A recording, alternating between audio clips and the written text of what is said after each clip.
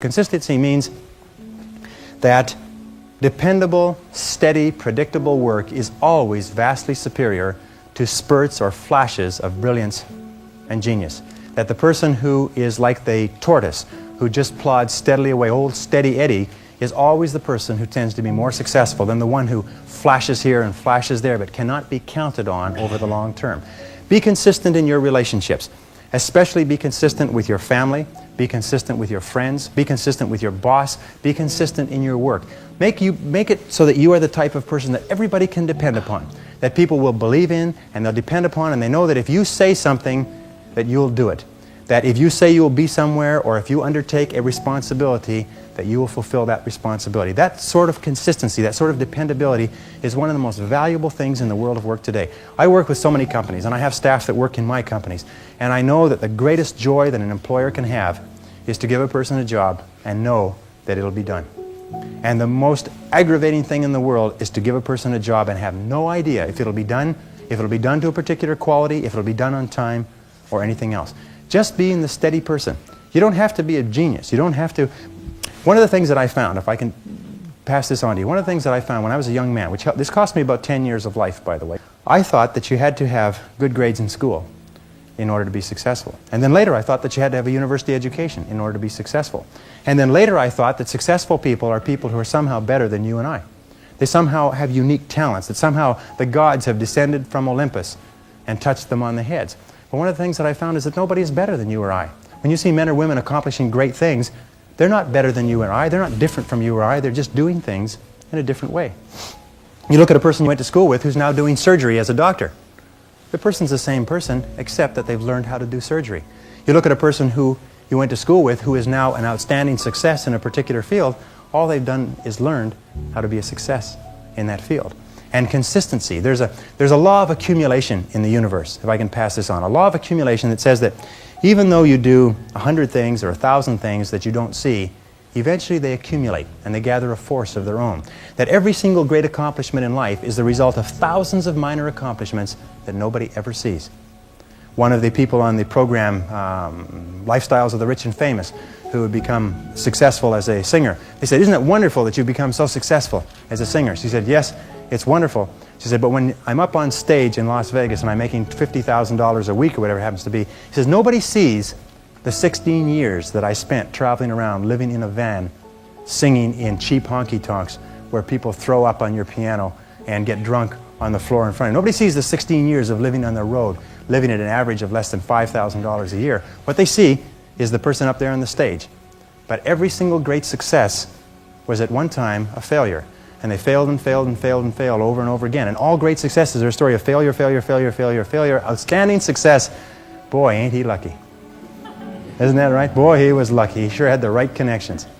So consistency is important. And even if you don't see yourself getting the results, be consistent. Keep working. Steady, steady, steady. Knowing that you're accumulating. You're putting yourself on the side of the angels when you're working consistently.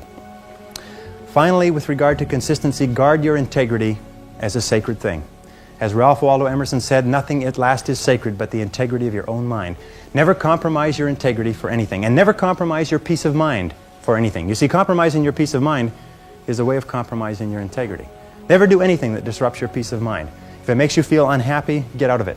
Don't stay in relationships, don't stay in jobs, don't stay in situations that cause your peace of mind to be disrupted, because your peace of mind is the highest good that you have. And a person who practices consistency consistently structures their life so what they are doing is being true to themselves. What they are doing is living up to the very best that is in them as a human being. And that takes tremendous courage. It takes tremendous courage because it's so easy to go along with the crowd. But you'll never be really happy unless you know that you are being true to yourself. This brings us to a very important mental principle called the law of accumulation. This law says that everything great and worthwhile in human life is an accumulation of hundreds and sometimes thousands of tiny efforts and sacrifices that nobody ever sees or appreciates. This law says that everything accumulates over time, that you may have to put in many, many tiny efforts that nobody sees or appreciates before you achieve anything worthwhile. It's like a snowball. A snowball starts off very small, but it grows as it adds millions and millions of tiny snowflakes and continues to grow as it gathers momentum, turning into an avalanche that takes the whole mountain in front of it. Now here's the key to the law of accumulation. This law says that everything counts. Everything that you do counts. The biggest mistake that people make is they think that only what they want to count counts. No. When you read a book, when you listen to an audio program, when you go to a course, when you go to bed early and get up early and you work, it all counts. And it's all going on the plus side of your ledger. But when you watch television, waste time, hang out, fool around, and so on, all of that counts as well. And it's going on the negative side of your ledger. A person who has a great life, by the law of accumulation, is a person who's accumulated far more credits, more pluses on the credit side than debits on the debit side. And here's an important point. If what you are doing is not moving you towards your goals, then it's probably moving you away from your goals. Nothing is neutral. Everything that you're doing is either moving you toward the things that you want to accomplish in life, the person you want to be, the wealth you want to accumulate, or it's moving you away. Everything counts. The law of accumulation says that everything counts. I got a key phrase for you. Life accumulates. We either accumulate the debt or the value. We either accumulate the regret or we accumulate the equity. That's why action is so important. The smallest action, the least action. The action that you won't think will matter. It all matters. Take it. Because when you start accomplishing and the value starts to return, you'll find inspiration to do the next one and the next one and the next one. But for this whole process to work for us, we must first master the art of discipline, self-discipline, consistent self-discipline. It takes consistent self-discipline to master the art of setting goals, to master the art of time management, to master the art of leadership, to master the art of parenting and relationships. If we don't make consistent self-discipline part of our daily lives, the results we seek will be sporadic and elusive. It takes a consistent effort to truly manage our valuable time, or we'll be consistently frustrated. Our time will be eaten up by others whose demands are stronger than our own. It takes discipline to conquer the nagging voices in our minds. The fear of failure, the fear of success, the fear of poverty, the fear of a broken heart. It takes discipline to keep trying when that nagging voice within us brings up the possibility of failure. It takes discipline to admit our errors and recognize our limitations. The voice of the human ego speaks to all of us. Sometimes the voice of ego says that we should magnify our value beyond our results. It leads us to exaggerate, to not be totally honest. It takes discipline to be totally honest, both with ourselves and with others. It takes discipline to change a habit, because habits are formed a little bit each day, every day, every day. Once habits are formed, they act like a giant cable. They act like a nearly unbreakable instinct that only long-term disciplined activity can change. Set up a discipline when the emotions are high and the idea is strong and clear and powerful. That's the time to set up the discipline. Somebody talks about good health and you're stirred. Say, right, I need to get a book on nutrition. Get the book before the idea passes and before the emotion gets cold. Go for the book. Start the library. Start the process. Fall on the floor. Do some push-ups. Action. Got to take action. Otherwise, the wisdom is wasted. Otherwise, the emotion soon passes. Unless you put it into a disciplined activity. Capture it. Disciplines is called how to capture the emotion and how to capture the wisdom and translate it into equity. Disciplines. You start walking around the block, it'll inspire you to get an apple. Get an apple, it'll inspire you to get a book. Get a book, it'll inspire you to get a journal. Get a journal, it'll inspire you to grow, develop some skills. All disciplines affect each other. Every lack affects the rest. Every new affects the rest. The key is to diminish the lack and set up the new. And you've started a whole new life process. Also, One more thought on discipline. Here's the greatest value of discipline. Self-worth. Self-esteem. People are teaching self-esteem these days, but they don't connect it to disciplines. The least lack of discipline, and it starts to erode our psyche. One of the greatest temptations is to just ease up a little bit, right? The slightest lack of doing your best starts to erode the psyche. Instead of doing your best, doing just a little less than your best. Sure enough, you say, well, it's just going to affect my sales. No, it's going to affect your consciousness. It's going to affect your philosophy. Now you've begun in the slightest way to affect your own philosophy. Here's the problem with the least neglect. Neglect starts as an infection. And if you don't take care of it, it becomes a disease. And one neglect leads to another. And the worst of all, when neglect starts, it diminishes our self-worth, our self-confidence, our self-value. You say, well, how can I get back my self-respect?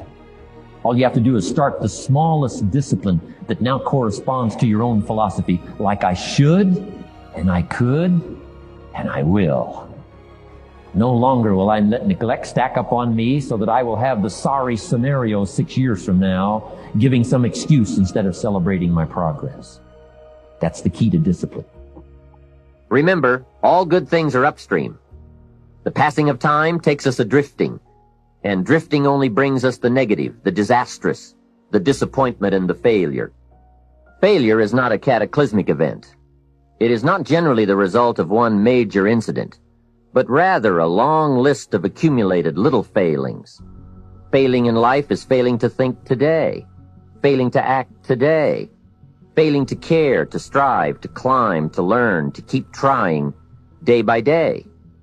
If your goal requires that you write 10 letters today and you write only 3, you are down 7 letters. If you want to make 5 calls and you only make 1, you are down 4 on calls. If your plan calls for saving $10 today and you save none, you're down $10 today. Now the danger is looking at an undisciplined day and concluding that no great harm has been done. It doesn't seem like such a bad day. But add up these days to make a year, and then add up those years to make a lifetime, and perhaps you can now see how repeating today's small failures can easily turn your life into a major disaster. Success, on the other hand, is just the same process in reverse. If you plan to make 10 calls, and you end the day making 15, now you're up 5 calls. Discipline is like a set of magic keys that unlocks all the doors of wealth, happiness, sophistication, culture, high self-esteem, pride, joy, accomplishment, satisfaction, and success.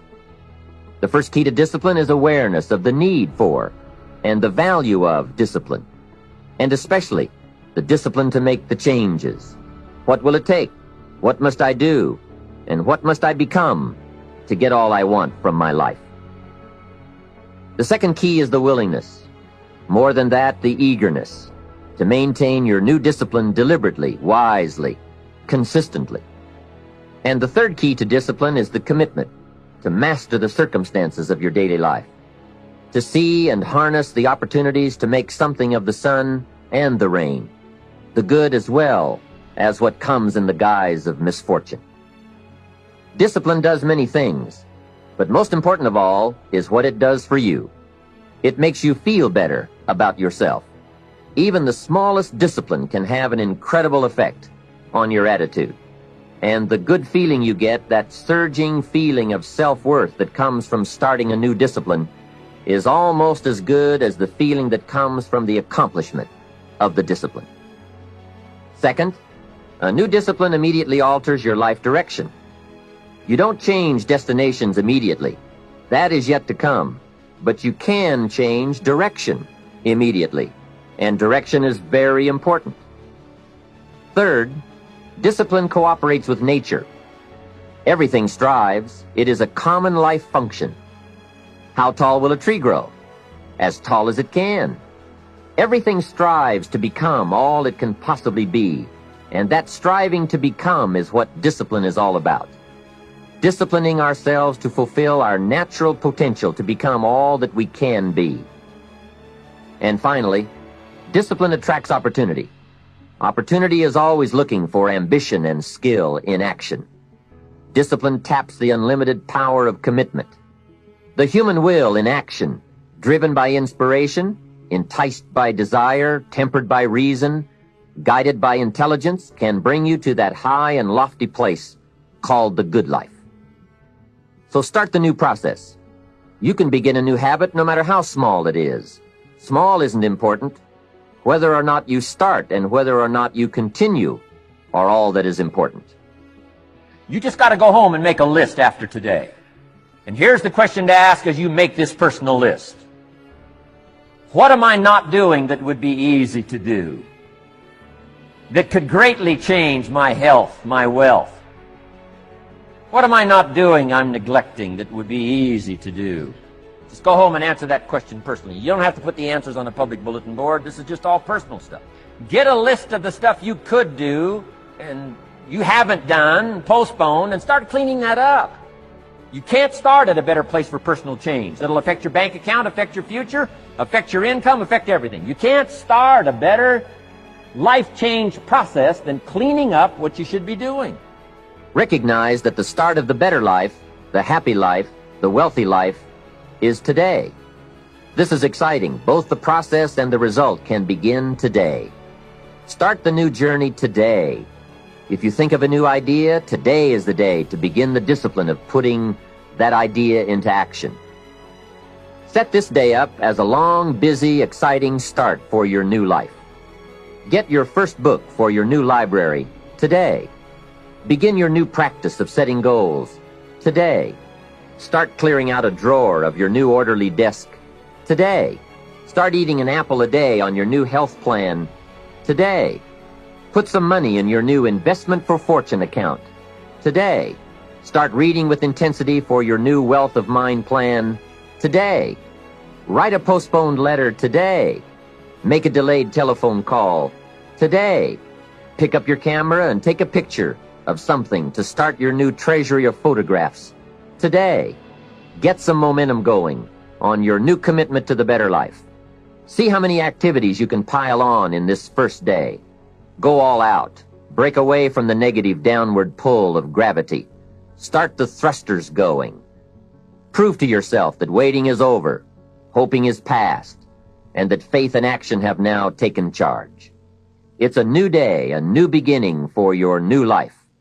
With discipline, you can't believe the list of positive moves you can make in the first day of your new beginning.